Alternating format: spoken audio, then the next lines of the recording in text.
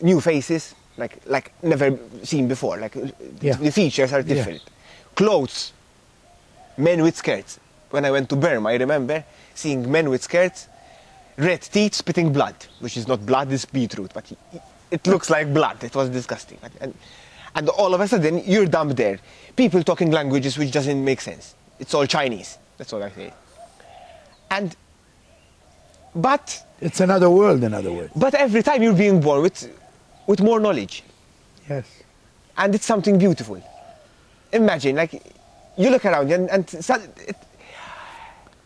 it's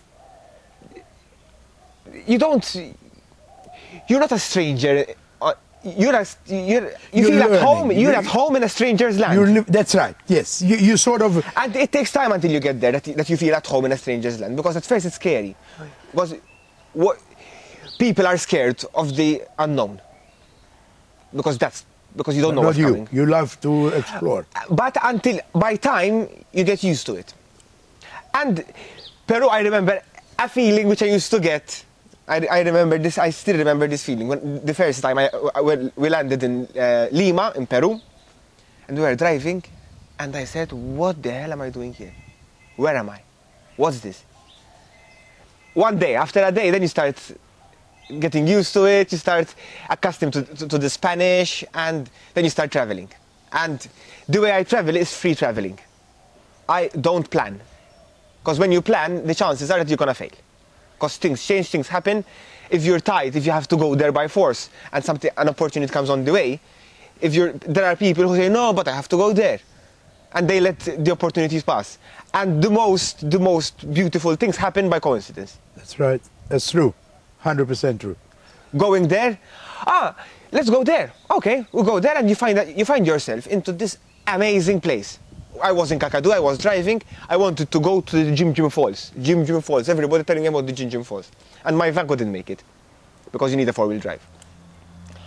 And then I was talking to a ranger, he told me, you know where there's a good place. So I bumped into him accidentally. It's accessible with a normal van, and it's really nice. And to this, I forgot the name now. And it is beautiful, a waterfall. You walk up to the rock pools, and there are 7 rock pools.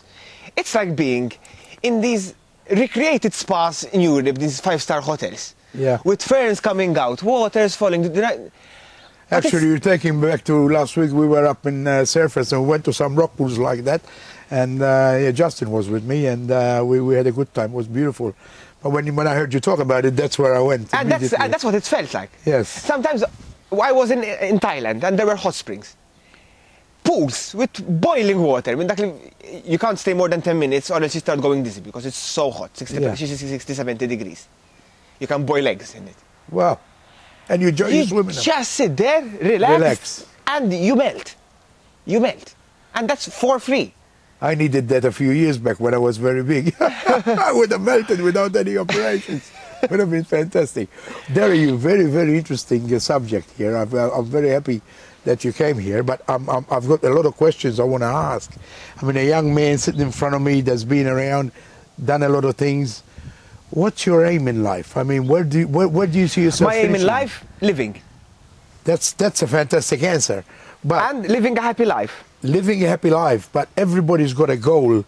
Like when I was young, I saw myself in a fishing village at the age of 65, fishing and surrounded by work because I love the water. You know, where do you see yourself when you're 65? What do you see yourself doing? I can't speak about the future. You take each day as it comes. There's a saying, I don't know who says it, but it says, to live happily ever after, can only be achieved on a day-to-day basis. Day-to-day basis. Okay, let me go back. You came to Australia when? After India, I went to Vietnam. Right. And what's Vietnam like? Tell me what's Vietnam like. I spent 2 months in Vietnam. The first month was recovering from India, because India is a mind-blowing. You cannot just go to India. Let me go back to India. You're saying mind-blowing. I can't understand what do you mean about mind-blowing, because I'm getting close to my 60s. You're in your 30s, right? There's a big difference in the way me and you think what is mind-blowing. But people are watching. What do you mean by mind-blowing? I mean, I get mind-blown when I go to Las Vegas, for instance. when I see the lights, when I see what is being done by human hands, you know? Yesterday, combinazioni, I'm writing a book about my travels and stuff like that. And I was reading few chapters from India. And I was reading this chapter, Insanity of India. I tell you what's mind-blowing. You're in a street and there's a bridge to go to the station. The bridge is 2 meters wide. On this bridge, on one side of this 2 meter wide bridge, stalls selling anything from the vendors. On this 2 meter wide bridge? On one side. On the other side, a beggar's parade. It's like a catwalk of What do you walk? How do you walk in between? You do. In India, you do. In India, if you think that it cannot be done, in India can be done. If you're in a bus stop and the bus is full up, and there are 30 people on the bus stop, the 30 people will go on the bus and the bus will leave. Oh my God. It's mind-blowing. And this 2 meter wide, there was this catwalk of disabled people, pointing at you, missing parts of, like, no hands, no legs, disabled, like, not even when you hear the Bible and you hear Jesus walking through the leopards, it's even worse. And they're begging for this 1 rupiah, which you have to ignore. Because if you give 1 rupiah to every beggar, you're bankrupt after the second day. So that's one thing which, it's sad, but you become immune. And, for example, I remember in this walkway, there was this blind man with a stick, and a guy guiding him to the station. And they bumped into me, sorry, I excuse myself, and they kept on bumping in everybody.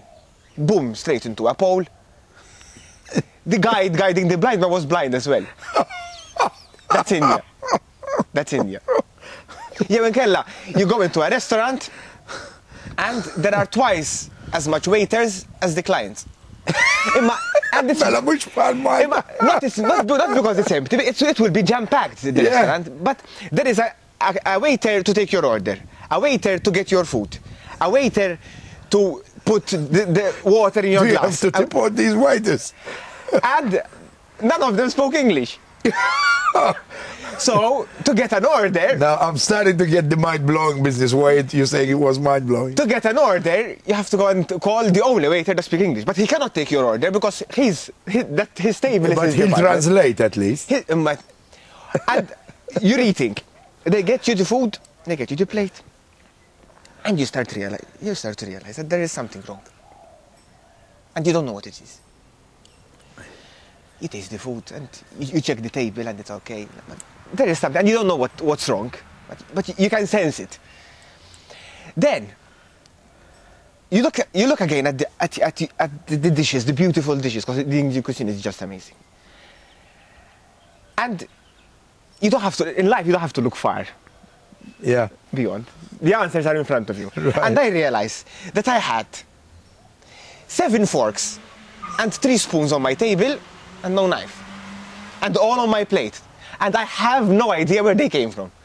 Then I realized that every side dish they got, they were getting cutlery with it. Right. And I ended up with more metal on my plate than food. These silly things.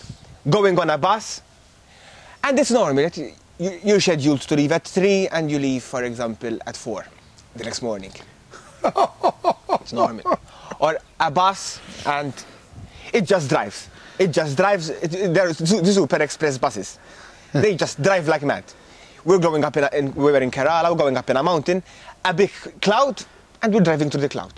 And I couldn't see the driver from the seat behind him. You see, the cloud was inside the bus. And he was driving like a maniac. So I think he was a bit worried, I presume. Oh, the most mind-blowing trip was from Delhi to Kathmandu by bus.